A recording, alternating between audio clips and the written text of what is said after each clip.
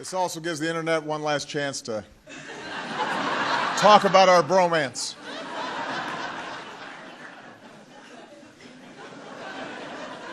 This has been quite a ride. It was 8.5 years ago that I chose Joe to be my vice president. There has not been a single moment since that time that I've doubted the wisdom of that decision. He was the best possible choice, not just for me, but for the American people. This is an extraordinary man with an extraordinary career in public service. This is somebody the people of Delaware sent to the Senate as quickly as they possibly could. Elected at age 29. For more than a dozen years apiece, he served as chair or ranking member of the Judiciary and Foreign Relations Committees. Domestically, he championed landmark legislation to make our communities safer, to protect our women from violence. Internationally, his wisdom and capacity to build relationships has shaped our nation's response to the fall of the Berlin Wall and the Iron Curtain, to counter terrorism, Iraq, Afghanistan.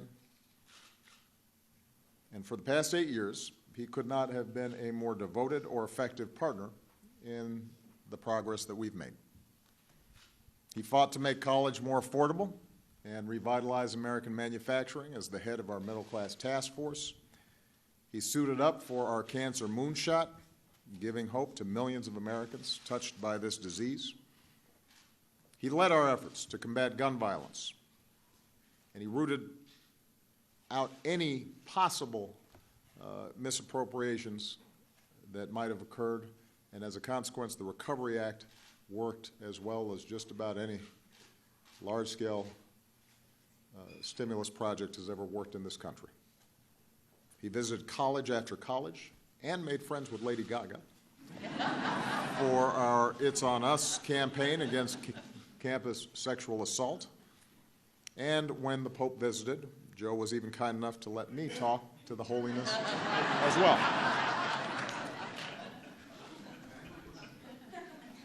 Behind the scenes, Joe's candid, honest counsel has made me a better president and a better commander-in-chief.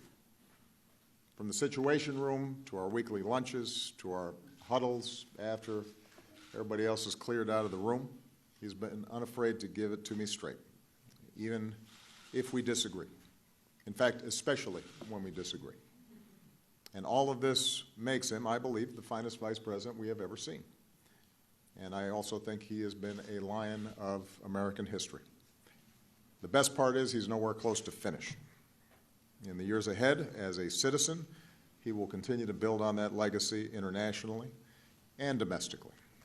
He's got a voice of vision and reason and optimism and love for people, and we're going to need that spirit and that vision as we continue to try to make our world safer and to make sure that everybody's got a fair shot in this country. So, all told, that's a pretty remarkable legacy, an amazing career in public service. It is, as Joe once said, a big deal. And sleepovers. Even though our terms are nearly over, one of the greatest gifts of these past 8 years is that we're forever bonded as a family.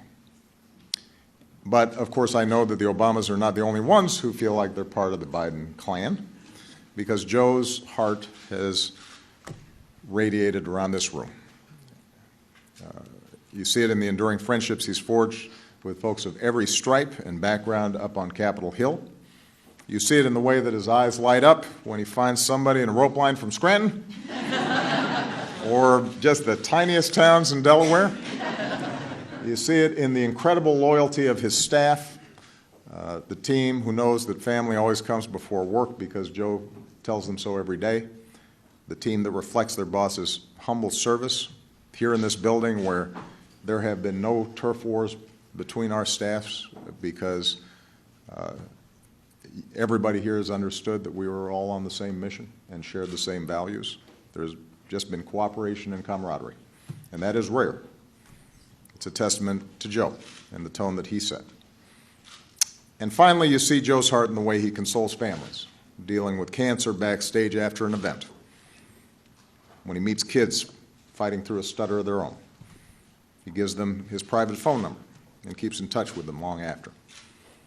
To know Joe Biden is to know that love without pretense, service without self-regard, and to live life fully. As one of his longtime colleagues in the Senate, who happened to be a Republican, once said, "If you can't admire Joe Biden as a person, you've got a problem. He is as good a man as God ever created." So, Joe, for your faith in your fellow Americans, for your love of country, and for your lifetime of service that will endure through the generations, I'd like to ask the military aide to join us on stage.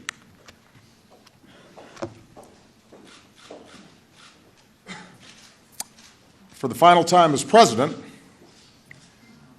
I am pleased to award our nation's highest civilian honor, the Presidential Medal of Freedom.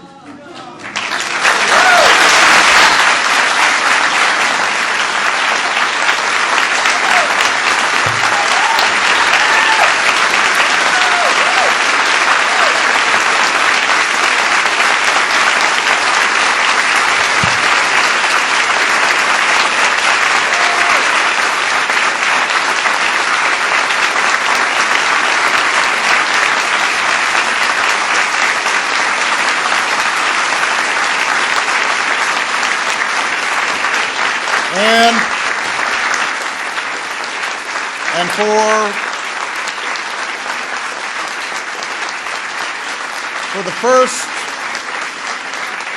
for the first and only time in my presidency, I will bestow this medal with an additional level of veneration, an honor my three most recent successors reserved for only three others: Pope John Paul II, President Ronald Reagan, and General Colin Powell. Ladies and gentlemen, I am proud to award the Presidential Medal of Freedom with distinction to my brother, Joseph Robinette Biden, Jr. Will the aide please read the citation? Vice President Joseph R. Biden, Jr.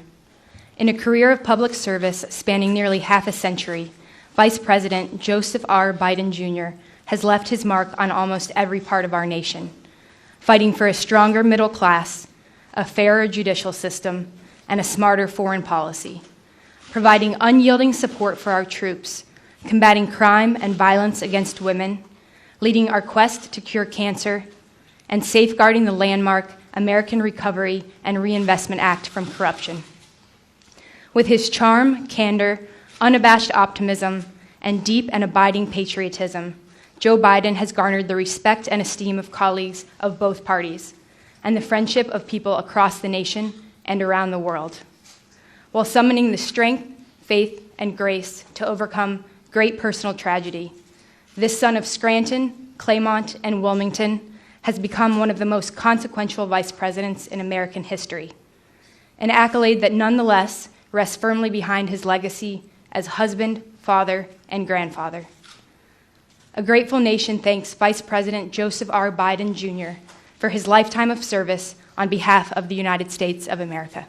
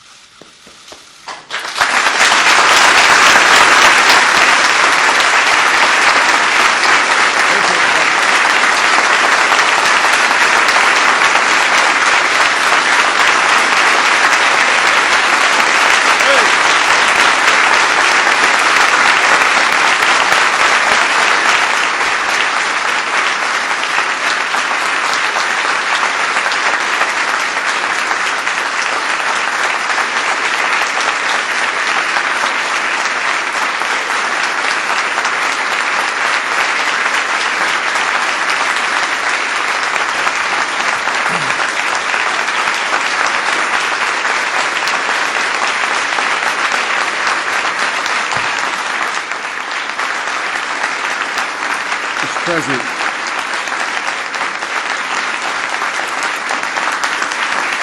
please.